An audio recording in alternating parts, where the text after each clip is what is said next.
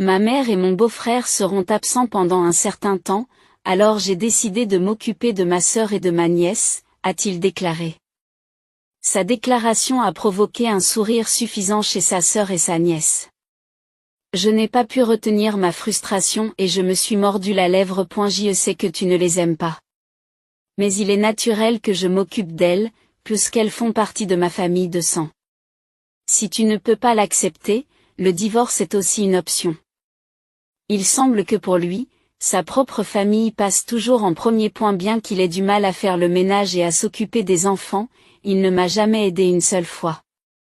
Et pourtant, pourquoi donne-t-il la priorité à sa sœur? En tant qu'épouse, je ne suis pas impuissante. Il regrettera profondément d'avoir sous-estimé mes efforts. Je m'appelle Lucie, j'ai 35 ans. Je vis avec mon mari, que j'ai rencontré pendant mes études, et notre fils de 7 ans. Ce qui me préoccupe, c'est que je ne trouve pas d'emploi. Je me suis lassée des relations interpersonnelles dans mon premier emploi, ce qui rend le travail à temps plein difficile. Je m'occupe donc de notre fils tout en travaillant à temps partiel. Bien que j'essaie de contribuer à nos finances, je suis rapidement fatiguée et j'ai parfois des vertiges. Je me sens coupable, mais je continue à travailler à temps partiel. Je suis désolée, dis-je en remettant le peu d'argent que je peux apporter à notre ménage chaque mois. Mon mari me réconforte en me disant de ne pas m'inquiéter. Il comprend ma situation et respecte mes souhaits, même lorsque d'autres me suggèrent de rester à la maison. Bien que je souhaite travailler, mon corps ne le permet pas, ce qui est douloureux. Lorsque mon fils est entré à l'école primaire, j'ai commencé à avoir un peu plus d'espace dans ma vie. À ce moment-là, j'ai commencé à me sentir épanouie dans mon travail en passant d'un emploi à temps partiel à un emploi à temps plein. Mon mari et moi étions camarades de classe au lycée. Il était le premier de la classe, une personne sérieuse qui veillait toujours sur moi, une solitaire. Grâce à lui, j'ai pu me fondre dans la masse et je n'ai pratiquement aucun mauvais souvenir de cette époque. Et elle m'a avoué ses sentiments le jour de la remise des diplômes, ce qui nous a amenés à sortir ensemble, puis à nous marier après la naissance de notre fils. Notre fils Alex se méfie des autres depuis son plus jeune âge et n'est pas encore totalement indépendant, mais le voir grandir au quotidien fait chaud au cœur. Cependant, un jour, les jours heureux ont commencé à changer soudainement. L'attitude de mon mari à mon égard a changé radicalement. J'avais une petite idée de la raison de ce changement. Cela devait être lié à sa sœur aînée. Le changement a commencé au moment où mon travail allait bien et où sa sœur aînée a eu un accident de la route. Mon mari est l'un des 3 membres d'une fratrie composée d'une sœur aînée, lui, et d'une sœur cadette. Ce sont mes belles-sœurs, et je les rencontre rarement plus de quelques fois par an. Mon mari est généralement très indulgent avec ses sœurs, ce qui est très gentil. Lorsque sa sœur aînée a eu un accident, j'ai hésité à me précipiter, mais alors que je restais à la maison avec Alex, mon téléphone a sonné. Bonjour. Ah, Lucie. C'était Kevin au téléphone. Alors que je m'apprêtais à lui demander si je devais rendre visite à sa sœur aînée, il a répondu avec désinvolture. Lucie, tu n'as pas besoin de venir me voir. Pourquoi? Pensant qu'en tant que femme, je devais lui rendre visite, je lui ai demandé pourquoi. En fait, Vanessa ne veut pas te voir. Ma grande sœur s'est cassé la jambe et je suis actuellement avec Vanessa et Mia, mais elles ne veulent absolument pas te voir. Ignorant mes sentiments? Mon mari a expliqué cela en riant. Vanessa est sa jeune sœur et elle a probablement un penchant pour son frère, ce qui fait qu'elle me traite assez durement. Mon mari ne semble pas s'en émouvoir et utilise souvent les mots de Vanessa pour me demander de m'abstenir de certaines choses. Cela a été dit à plusieurs reprises. Attendez, comment va-t-elle? Il va bien, tu n'as pas à t'inquiéter. Pourtant, alors que je m'inquiétais, un lourd soupir a retenti de l'autre côté du téléphone. Tu es vraiment insensible. Écoute, c'est le problème de ma famille et tu n'as rien à voir là-dedans. L'appel s'est terminé unilatéralement sans qu'il m'écoute. Il est vraiment égocentrique. Honnêtement, j'ai du mal avec la famille de mon mari. Non seulement Vanessa, mais aussi ma nièce Mia, me jette des regards froids. Parce que je suis mariée à son frère, Vanessa me traite parfois avec gentillesse, mais elle agit aussi comme si je lui avais volé son frère. De+, mon mari les chouchoute toutes les deux, les traitant comme des princesses. Tout en serrant gentiment mon fils qui avait l'air inquiet, j'ai dit, allons dîner. Vanessa et Mia sont dures, même envers mon fils. Il aurait été préférable que mon fils ressemble à son père, mais en fait, il me ressemble. C'est pourquoi on m'a demandé s'il était vraiment l'enfant de Kevin. Nous avons eu notre enfant avant de nous marier, ce qui explique peut-être cela. Kevin ne les réprimande pas, ce soir-là, il a dit en plaisantant, mais froidement, si Vanessa a raison, nous allons divorcer. Je le nie toujours avec un sourire, en disant, ce n'est pas vrai. Je n'ai jamais pensé que mon fils aurait un jour cette idée ridicule. Mais il m'a dit un jour, c'est papa qui a dit ça. C'est fou de dire une chose pareille à son propre fils. Ce jour-là, Kevin n'est pas rentré à la maison. J'ai pensé que c'était bien et j'ai dîné avec Alex avant d'aller me coucher tranquillement. Lucie, pourquoi n'as-tu pas préparé le dîner? Vanessa a fini par le faire. C'est vrai. Lucie, qu'est-ce que c'est? Est-ce que c'est normal de le traiter comme ça tous les jours? Le lendemain, mon mari est rentré à la maison avec Vanessa. J'ai été surprise par la scène qui s'offrait à moi. Vanessa était encore une lycéenne et semblait rentrer à la maison en uniforme. Je suis désolée, il n'y avait que nous hier, alors j'ai préparé un repas simple. Je n'écoute pas cette excuse. Vanessa est ici. Tu n'as rien préparé? C'est difficile de préparer quelque chose dans un délai aussi court. Lucie, c'est terrible. J'avais très envie de manger du cheesecake, surtout celui de la boutique en face de la gare. Je n'avais pas été informée à l'avance de leur visite aujourd'hui. Alors que je m'excusais, Vanessa a fait des demandes encore plus présomptueuses.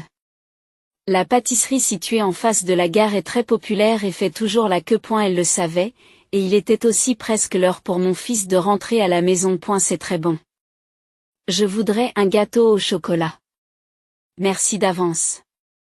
Ils ont tous deux ignoré mes paroles et ont agité leurs mains comme pour me presser. Alors que je restais perplexe, mon mari m'a pris la main, m'a conduite à l'entrée et m'a dit, assure-toi d'être de retour à 18h, car Vanessa est ici, puis il m'a poussé vers la sortie sans me laisser la possibilité de parler. Et elle ne m'a pas donné d'argent et il restait moins de 30 minutes avant 18h. Il était déraisonnable de s'attendre à ce que j'achète quoi que ce soit en si peu de temps. Découragé par les attitudes égocentriques de Kevin et de Vanessa, je suis montée dans la voiture. Vous êtes en retard. Mon train de retour part dans 10 minutes. Je suis désolée, c'est l'heure de pointe. Lucie, il y a des chemins de traverse, non? Tu ne penses pas à ce qu'elle a grondé, c'est vrai. Ils ont dit cela tous les deux en riant, même si j'avais effectivement pris le chemin le plus rapide en empruntant des routes secondaires. Je me suis mordu la lèvre et j'ai décidé d'aller dans ma chambre pour me changer. Chose étonnante, dès que je suis partie, elles ont immédiatement commencé à jouer à un jeu. Alors que Vanessa ouvrait une boîte de gâteaux, elle a dit, « Oh, il y a un autre gâteau ici. C'est pour Alex. Alex ne reviendra pas de sitôt, n'est-ce pas? Il suffit d'en acheter un nouveau au supermarché. » Avec l'approbation de Kevin, elle a joyeusement mangé la part de gâteau d'Alex. Il ne se soucie pas du tout d'Alex? Sans voix et abasourdi. Je les ai laissés rire et continuer leur jeu dans le salon pendant que je commençais à faire la lessive. Finalement, Kevin et Vanessa sont sortis dîner et ne sont pas rentrés à 18h comme ils l'avaient prévu. S'ils n'avaient pas l'intention de rentrer à 18h, j'aurais préféré qu'ils ne me pressent pas après le retour de Vanessa. J'en ai parlé à Kevin, qui m'a dit d'un ton grincheux, « Ma sœur aînée est à l'hôpital, ma mère et mon beau-frère y sont aussi. Tu ne peux pas avoir un peu de considération pour Vanessa? Il ne s'agit pas de cela. Et si tu ne reviens pas à 18h, ne me presse pas. Arrêtez d'en faire tout un plat. » J'avais vraiment l'intention d'être de retour à 18h, rétorque mon mari en se bouchant les oreilles. La prochaine fois, préparez bien les repas. Je l'aurais fait si j'avais été informée à l'avance. Il n'était tout simplement pas prévu qu'il vienne aujourd'hui. Mais mon mari, qui centre tout sur Vanessa, ne m'écoutera jamais point par la suite. Les visites de Vanessa se sont multipliées, et Mia a fini par venir à son tour. Ma nièce Mia est une collégienne et elle est comme une grande sœur pour mon fils. Chaque fois que Mia vient me voir, mon fils est heureux de jouer avec elle. Je suis contente que mon fils ait une compagne de jeu, mais je suis inquiète car Vanessa est dure avec lui. Kevin ne la réprimande jamais, à mon insu, je suis devenue une présence désagréable pour ma nièce. Ah, tu as déjà mangé? Oui. Maman a dit que nous devions manger en famille. Ce jour-là, c'était l'anniversaire d'Alex. J'avais dit à Kevin de rentrer plus tôt, et il s'est souvenu de l'anniversaire d'Alex. Il semble qu'il ait pris son après-midi et qu'il soit allé directement chez sa famille avec Alex à son retour. Mia m'a donné un cadeau qu'Alex a mentionné nonchalamment, bien qu'apparemment ils avaient déjà organisé une fête là-bas, et les deux étaient pleins. Bien que j'ai préparé ses plats préférés et un gâteau, il n'y avait pas eu de communication préalable. Si j'avais su, je n'aurais pas cuisiné autant. Pourquoi donnes-tu tant d'importance au travail? Maman était en colère, a raconté Alex. Mais je ne savais pas que nous avions prévu d'aller là-bas, ai-je répondu. Tu aurais dû comprendre ou vérifier, lui a-t-on dit. Il semble que Vanessa ait organisé l'anniversaire lors de leur dernière visite. Et elle en avait discuté avec Kevin. Mais personne ne m'avait prévenu. Quelle imprudence! Les actions unilatérales de Vanessa provoquent toujours des vagues dans ma vie. Ce jour-là n'a pas fait exception. Mon mari suppose que je devrais tout savoir et me reproche d'être ignorante. Depuis quelque temps, Vanessa est plus gentille avec mon fils. Il n'hésite donc pas à aller chez elle, d'autant plus que sa nièce bien-aimée s'y trouve. Tiens, c'est ton cadeau d'anniversaire de ma part, dis-je, essayant de me remonter le moral, en tendant son cadeau à mon fils. Il a eu l'air surpris. C'est le même que celui que Vanessa m'a offert, s'exclame mon fils. Qu'est-ce que c'est? Le cadeau que j'avais préparé était un jeu vidéo dont mon fils avait envie. Bien sûr, il a été choisi en concertation avec Kevin. Et si Vanessa l'a su, c'est que Kevin le lui a dit. En regardant Kevin, je l'ai vu froncer légèrement les sourcils et dire, je donne le même cadeau que ma sœur. Quel genre de mère fait cela? Mais nous avons choisi cela ensemble avant que je ne réponde. Vanessa ne savait pas non plus quoi offrir. Alors je lui ai recommandé ceci. Tu ne peux pas lire dans la pièce? Tu n'es pas une bonne mère, a-t-il critiqué. Je me suis retenu de répliquer, je me suis excusé auprès de mon fils et j'ai rangé le cadeau. Kevin, inconscient de mon désarroi, continue de parler. Au fait, ma mère et mon beau-frère seront absents pendant un certain temps, alors j'ai décidé de m'occuper de ma sœur et de ma nièce, dit-il. Qu'est-ce que tu veux dire? Demandai-je, comme ma sœur aînée est hospitalisée et qu'il est difficile pour elle de vivre ensemble, je les soutiendrai. Je m'occuperai de leur nourriture, de leurs vêtements et de leur logement, alors s'il vous plaît, libérez votre chambre, déclara il. Elle semblait qu'il avait déjà pris sa décision en me demandant de quitter ma chambre. Je n'avais jamais entendu parler d'un tel plan, et on m'a également dit d'utiliser ma chambre comme espace de stockage. Alex était heureux d'apprendre qu'ils venaient tous les deux. Je sais que tu ne les aimes pas, mais il est normal que je m'occupe d'eux puisqu'ils sont de ma famille. Si vous ne pouvez pas l'accepter, le divorce est aussi une option. J'ai été traitée comme si j'étais une nuisance. En voyant Alex s'habituer progressivement à leur famille, j'ai senti que je devais faire quelque chose. Ce n'était pas seulement pour moi, mais aussi pour améliorer la situation d'Alex. Le lendemain, j'ai demandé à Kevin quand ils viendraient tous les deux. Il ne connaissait pas la date exacte, mais il m'a communiqué le programme.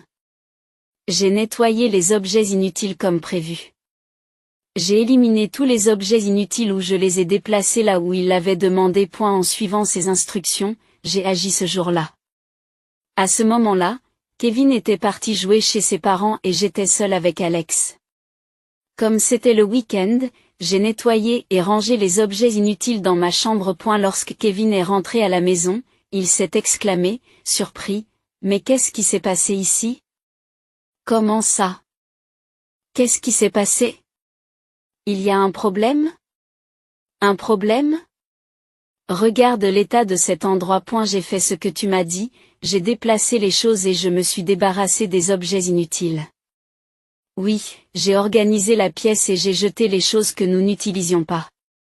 Cela signifie que j'ai vidé tout ce que j'avais acheté pour la maison. Cela inclut tous les appareils que nous utilisions pour entretenir la maison, comme la télévision et la machine à laver. Par ailleurs, l'appartement est au nom de mes parents. J'ai donc consulté mes parents et j'ai décidé de quitter les lieux dans un mois. Kevin tremblait. Mais ce n'est pas mon problème. Il avait dit qu'il voulait vivre avec Vanessa et Mia, comme s'il s'agissait de sa propre maison. Mais à l'origine, c'est ici que je vivais. J'ai donc fait exactement ce qu'on m'a dit de faire, c'est-à-dire me débarrasser et déménager. Pourquoi tous les appareils ont-ils disparu? C'est parce qu'on m'a dit de les déménager et de m'en débarrasser. Laissant ces mots derrière moi, je suis sorti du salon. Il a crié: attendez. La discussion n'est pas terminée, mais je l'ai complètement ignorée. Et elle a remarqué que j'étais dans ma chambre et s'est précipitée en élevant la voix. La discussion n'est pas terminée. Pourquoi es-tu en colère? Je ne suis pas en colère. Je n'ai fait que suivre vos instructions. Oh, ce n'est pas nécessaire non plus, ai-je dit. À ce moment-là, j'ai ramassé une montre de luxe que je lui avais donnée auparavant. Comment pouvais-je m'offrir un tel luxe avec un emploi à temps partiel? En fait, je travaillais comme secrétaire et j'avais pas mal d'économies, donc je pouvais vivre avec un emploi à temps partiel. Les cadeaux que je lui ai offerts lorsque nous sortions ensemble étaient pour la plupart des articles de luxe. Et, c'est à moi, non? Oui, mais c'est moi qui l'ai acheté. Tu n'en as plus besoin, lui ai-je répondu. Tout en disant cela, j'ai mis la montre de luxe dans une boîte. La boîte était remplie de nombreux vêtements et de boîtes d'articles de marque. Son teint est devenu pâle en un rien de temps. C'est alors que la cloche de la maison a sonné. Le moment n'aurait pas pu être mieux choisi. Ignorant sa retenue, j'ai marché jusqu'à l'entrée. Mais la vengeance n'est pas encore terminée. Je veux qu'il souffre davantage. Ce qu'il m'a fait ne peut pas être facilement pardonné. Lorsque j'ai ouvert la porte, Vanessa et Mia se tenaient là. Elles avaient apporté plusieurs sacs avec elles, prévoyant apparemment de déposer leurs affaires fréquemment. Bienvenue, les saluai-je avec un sourire en coin, et elles affichèrent une expression légèrement perplexe. Sans y faire attention, je les ai invitées à entrer dans la maison. Sentant leur désorientation en voyant la pièce, j'ai apporté quelque chose de ma chambre. Vanessa, c'est bientôt ton anniversaire, n'est-ce pas? Oui, mais... Merci pour ce que tu as fait pour Alex la dernière fois. Tiens, c'est un peu tôt. Mais c'est un cadeau de ma part, dis-je en tendant une boîte qui était à l'origine destinée à Alex. Ah! Ce n'est pas celui que j'ai acheté? Non, non, prenez-la. C'est un témoignage de ma reconnaissance, ai-je insisté. Vanessa a eu l'air confus, et j'ai gloussé bruyamment. C'est quelque chose de spécial que j'ai acheté avec ton frère bien-aimé. Si tu ne l'acceptes pas, ton frère sera triste. Je lui ai dit que le cadeau qu'elle avait acheté pour Alex avait été initialement choisi par Kevin et moi. Lorsque j'ai révélé ce fait, le visage de Vanessa est devenu rouge. Il faut que tu prennes ça. C'est un signe de ma gratitude, ai-je dit brusquement, et elle a ouvert et fermé la bouche sous le choc. Émue par mes paroles, Vanessa a éclaté en sanglots. Entendant ses pleurs, mon mari, le visage pâle, s'est précipité. Tu n'as pas honte? C'est puéril de s'en prendre à une lycéenne. Cela peut paraître puéril. Mais j'ai le consentement de ta mère et de ta sœur aînée, ai-je répondu. Ma grande sœur et ma mère. C'est vrai. J'avais expliqué la situation à ma belle-mère et à ma belle-sœur. Kevin et Vanessa n'avaient rien dit de la situation chez mes beaux-parents, et je n'étais donc pas au courant du dîner auquel participait mon fils. Lorsque nous avons discuté, ma belle-mère et ma belle-sœur plus âgées étaient furieuses. Elles étaient choquées par le comportement et les actes puérils de Kevin et de Vanessa, bien qu'elles soient adultes. Elles n'avaient pas imaginé qu'il amènerait Vanessa et Mia à l'appartement. C'est pourquoi elles ont soutenu ce plan. Je n'ai pas souvent rencontré ma belle-sœur aînée, mais elle a compris ma position, étonnamment, elle m'a encouragé activement en me disant, vas-y, fais-le. Je sais que vous n'aimez pas Vanessa et Mia. Mais elles sont importantes pour moi parce qu'elles font partie de ma famille de sang. Si tu n'aimes pas ça, nous devrions divorcer. C'est ça. Alors divorçons. Ah. On dirait qu'il pensait que je refuserais. Surpris, il m'a regardé lui montrer les papiers du divorce que j'avais préparés plus tôt. Attendez, il a paniqué lorsque je l'ai informé que l'appartement était déjà vendu, que mes affaires avaient été déplacées dans un autre appartement et que j'avais l'accord de sa famille. Vous voulez divorcer, n'est-ce pas? J'accepte volontiers. Maintenant, dépêche-toi de signer. J'ai un bus à prendre à 18h. Attendez un peu. Alors que je répétais ce qui m'avait été dit auparavant, il fut troublé mais finit par signer les papiers du divorce. Cela m'a libéré de ses contraintes. Alors qu'il baissait la tête, mon mari a demandé, « Et Alex ?» J'ai son consentement. Et elle n'en est pas question. Lorsque j'ai consulté Alex, il a immédiatement accepté.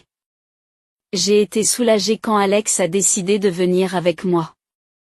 Cela m'a libérée de mon mari et de sa famille. Par la suite, Alex et moi avons commencé à vivre dans un appartement près de la maison de mes parents. Plus tard, mon ancienne grande belle-sœur, qui se déplace désormais en fauteuil roulant à la suite d'un accident, m'a rendu visite en m'apportant un cadeau d'excuse. Elle est venue s'excuser au nom de sa fille et de sa sœur, même si elle a été contrainte de vivre en fauteuil roulant. Je n'ai cependant aucune rancœur à son égard, car elle comprenait mes expériences en tant que belle-fille et m'avait donné des conseils à plusieurs reprises par le passé. En revanche, j'ai eu du mal avec Kevin et Vanessa. Je n'aurai plus jamais affaire à eux.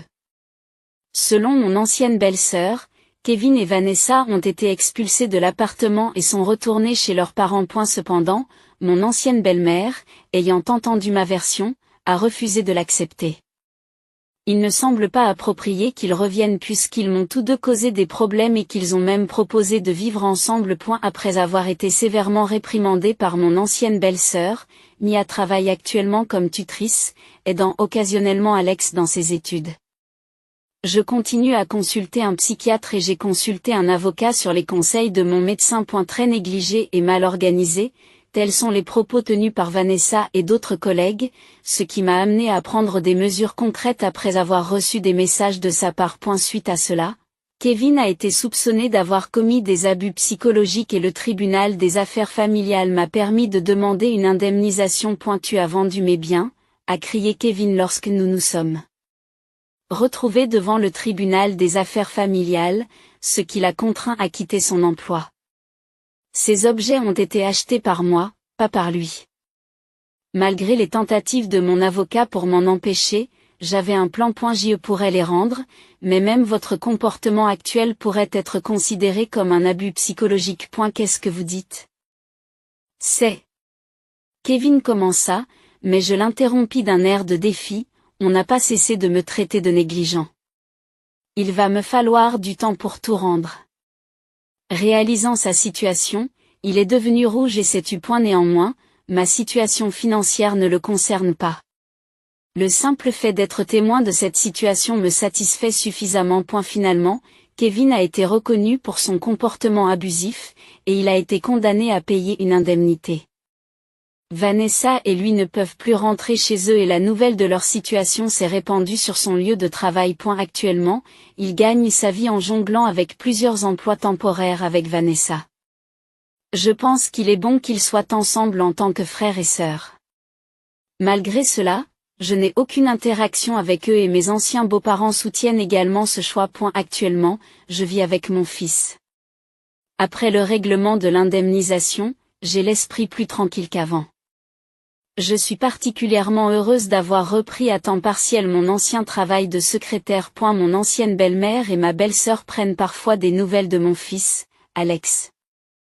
Je pensais que je ne fréquenterais plus la famille de mon ex-mari, mais comme mon fils les aime, j'ai de temps en temps des contacts avec tout le monde, sauf lui et Vanessa. Quand je serai grand, je veux épouser quelqu'un comme maman et chérir ma famille, m'a dit Alex, ce qui m'a presque fait fondre en larmes. Envisageant un avenir aussi heureux, j'ai l'intention de continuer à vivre une vie joyeuse avec mon fils.